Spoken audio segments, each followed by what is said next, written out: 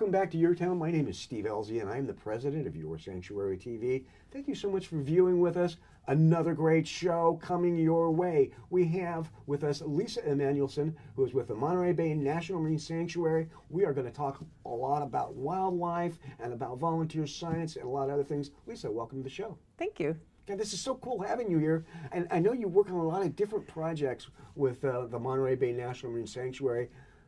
Do you have any favorite projects? Well, my citizen science projects are always my favorite. We do a lot of citizen science at the National Marine Sanctuary, focused on water quality and then on wildlife disturbance. Wildlife disturbance. You know, I remember, I think you and I talked about this a few years ago, and I said, why is wildlife disturbance an issue? And please, talk to our viewers about that, because it's a big issue. Well, yeah, it's a big issue. A lot of people come to the Monterey Bay to see wildlife. We're known the world over for having an amazing amount of marine wildlife, especially. So otters, harbor seals, sea lions, birds, all that kind of stuff. And so everybody wants to come and see the wildlife, but that can actually create some conflict because people want their own image of the wildlife with their cell phones or something. Mm-hmm. And so that kind of creates this issue where people try and approach wildlife too closely. And that can actually have some grave impacts on the wildlife itself.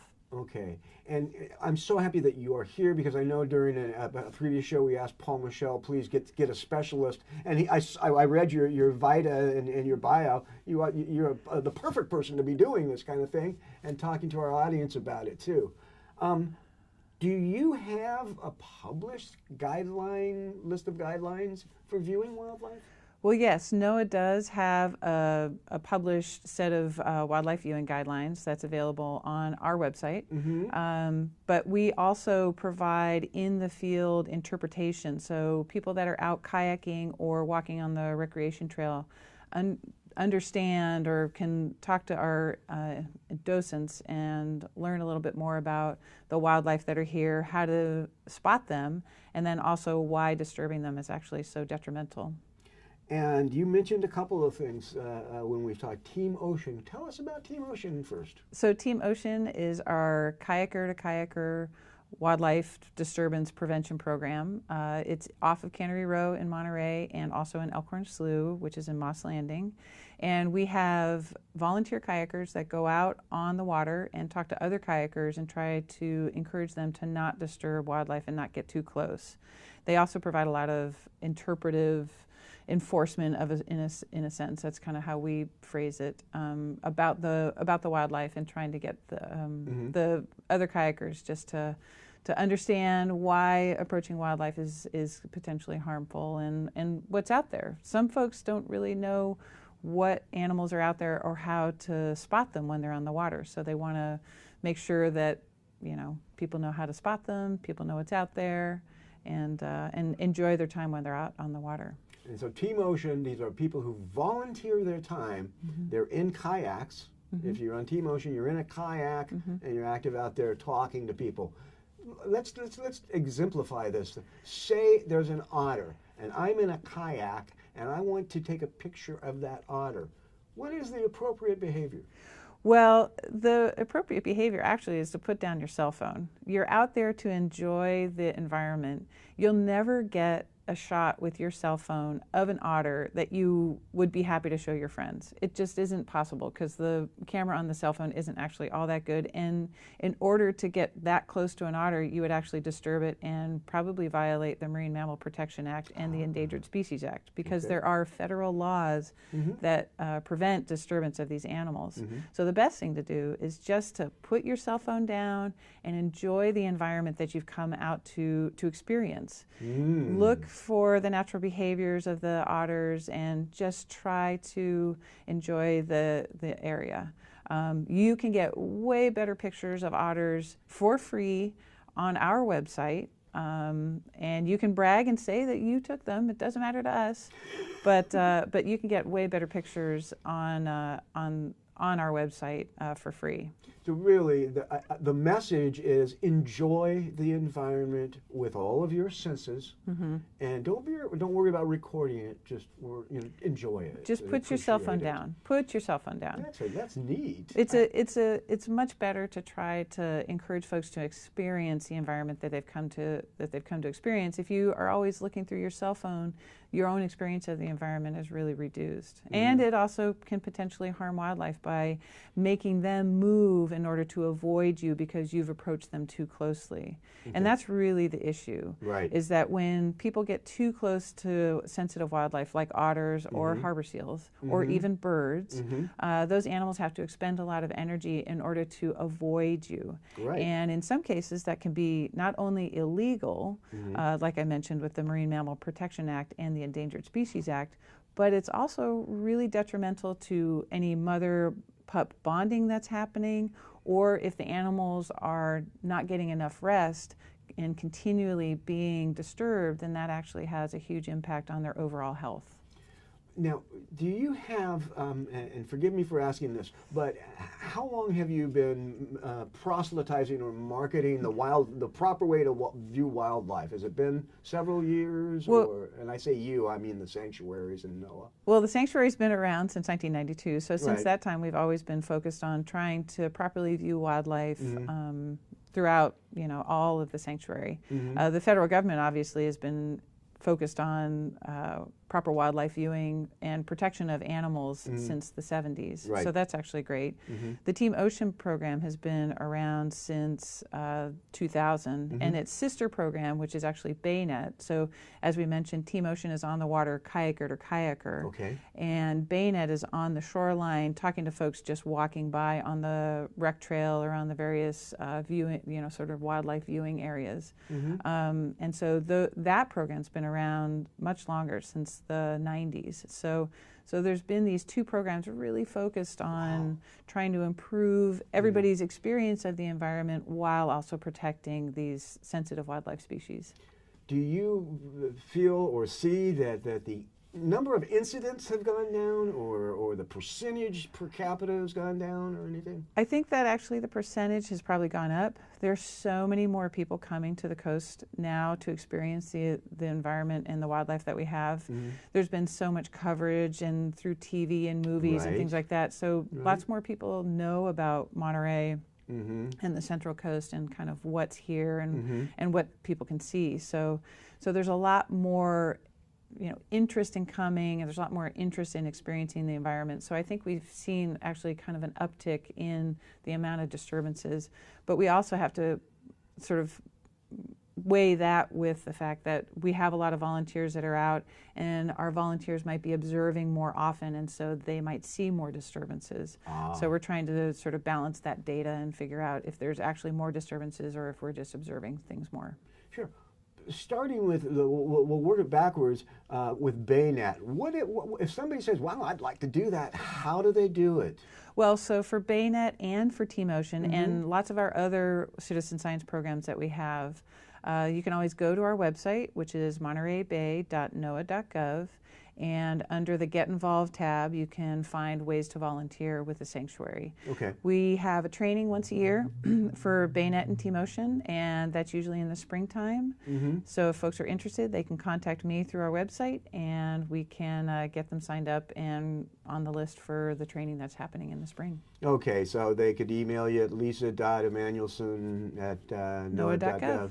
All right. And then if people love this program and love what we're doing, they can always support the program in other ways, not just through volunteering. We have a website, supportbaynet.org or supportteamocean.org, and those are ways for members of the public to donate to help support the program. We always need new equipment. We have other kinds of expenses for the programs, and so these are programs focused solely on protecting wildlife and trying to inform people of some of the impacts to wildlife and those sorts of things. So we want to make sure that folks know how to support the program, not just through volunteering. Sure. Any estimate about how many volunteers you have in Bayonet, how many volunteers you have in Team Ocean? We have 50 volunteers in each one of the programs, so we have about 100 volunteers total. And we're always looking for new folks because the programs are always expanding, and there's lots of time and lots of places that we would love to expand to and have more coverage for protection of wildlife is really our main mandate for those programs. How do you see the ecotourism affecting wildlife viewing? And then Paul, Michelle, and I were talking about a lot more ecotourism in the area. How do you think the ecotourism might affect the wildlife viewing? Well, I think it's just a matter of everybody staying focused on really why the ecotourism is here. I mean, it's really in a unique environment. It's beautiful. It's gorgeous. There's tons of wildlife that come here. We don't want to disturb them to the extent that they then decide that they'd like to live someplace else, or we impact their life in such a way so that they can't survive here. That's definitely something that should be on the mind of all ecotourism purveyors and suppliers and those kinds of folks. But for those of us that are part of the Team Ocean and Bayonet community, you know, that's part of what we're doing is we're helping everybody to understand a little bit more about how to protect that wildlife and how to make sure that we're not disturbing them. Now, we've talked about disturbing wildlife. What would you say is the most common form of disturbance, per se? Well, as I mentioned, most people have their cell phones and they're trying to get that perfect cell phone shot. Okay. And when most people look or think about that cell phone shot that they're going to get, they actually are comparing they're comparing a shot of photograph or even a video that was taken with these incredibly long telephoto lenses. Right. And your little tiny cell phone does not have the same kind of capacity. So, right. So again, everybody should just try to put your cell phone away, leave it in the car. Don't take it out on the water with you. Try and experience the environment yourself.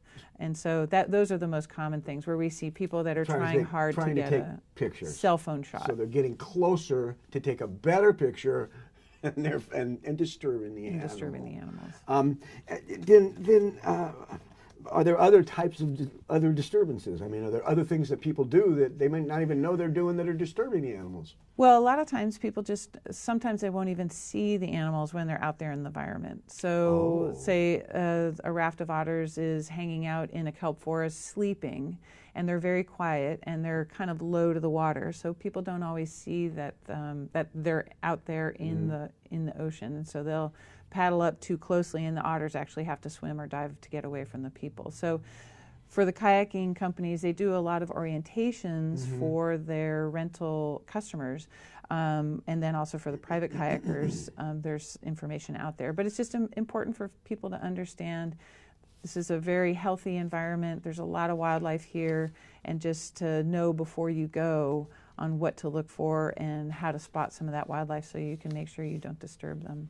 Okay, here's something. Now, and this didn't start until I really started working with you all at the sanctuary. I'll go down to the sanctuary sometimes, and I'll see people in the tide pools pulling things out and putting them in bags. Yeah. And I don't know what to do, and it's for me now, it's very, very disturbing. I've always loved the ocean, and now the ocean's in my backyard. Yeah. What can people do if they see something and they want to stop it? Yeah, and I think that because there's so much knowledge here locally from residents that know things that visitors aren't supposed to do. There's a lot of folks that will speak up and say, listen, you can't actually collect from the tide pools unless you have a collecting permit. Taking shells and rocks and things like that are actually prohibited in most of the beaches along our central coast. So those are things that you can tell people that they cannot do, that it's actually illegal to do those kinds of things. And so I know, like you, when you're walking along the coastline, I mean, I see people doing that stuff all the time, and I go up and I say, listen, that's not allowed. I remind people that not only is it illegal, but that shell actually is a home for an animal, and that's actually a necessary home for that particular animal. Yeah, and once they take that shell home, they're going to realize that there actually is an animal in it, and it's going to smell so bad once they get it home because the animal is going to die, and they're going to end up throwing it away, and it's going to be such a waste. So I try and impress upon people that those are actually living beings, and they're going to smell so horrible when they get them home that they're going to end up just wasting that animal. And even picking up, though, I was under the impression, even picking up empty shells, even picking up half shells and shell pieces, right? Yeah, most of the beaches on, a lot of the beaches in the Central Coast are, they have prohibitions against collecting of any kind of sand or rocks or shell fragments or actually living animals. So there's a lot of prohibitions against that. Again, people in those kinds of cases, take a picture of the shell, take a picture of it. That's a great time to use your cell phone because there's not a lot of animals around there that you could disturb. Use your cell phone to take those pictures, put the shells back on the beach. They actually are a necessary supply of calcium and things like that for the ocean, as well as shells that other animals use. So it's best just to leave everything on the beach. You know, as a scuba diver, I've been a scuba diver for a very long time, and as a scuba diver, we have a mantra of take only pictures, leave only bubbles, and that's a similar idea. So take only pictures, leave only footsteps on the beach, and don't take anything home. What about the new technology, drones?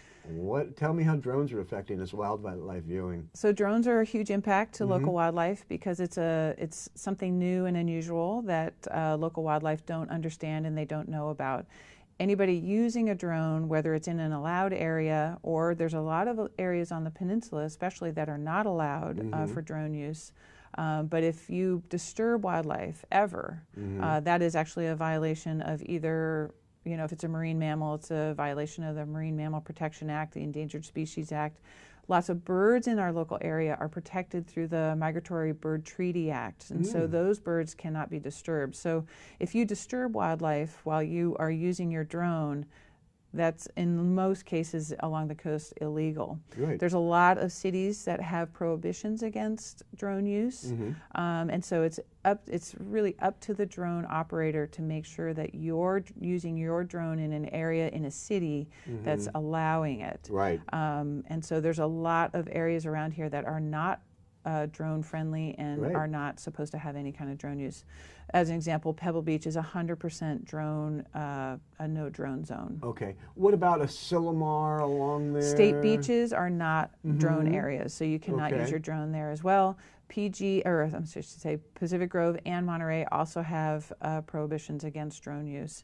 Not only that, but because of the Monterey airport, there's special prohibitions against using a drone within the flight pattern of the airport. Which is right, it goes right over the beaches. It goes right over the beaches and right over. But there's a lot of areas that you can't use a drone because of the airport. Okay. And you really have to know before you go. Okay. So the best advice is if you have a drone, don't bring it to the beach. Take pictures elsewhere or something. Take pictures like that. elsewhere. Don't bring it to the beach because there's too many animals that are probably going to be disturbed from your use.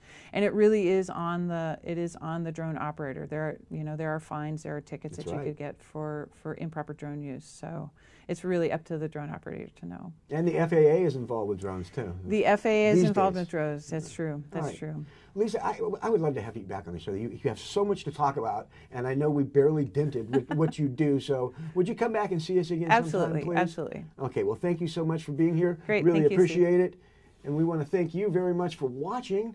This is Your Town. Have a great day.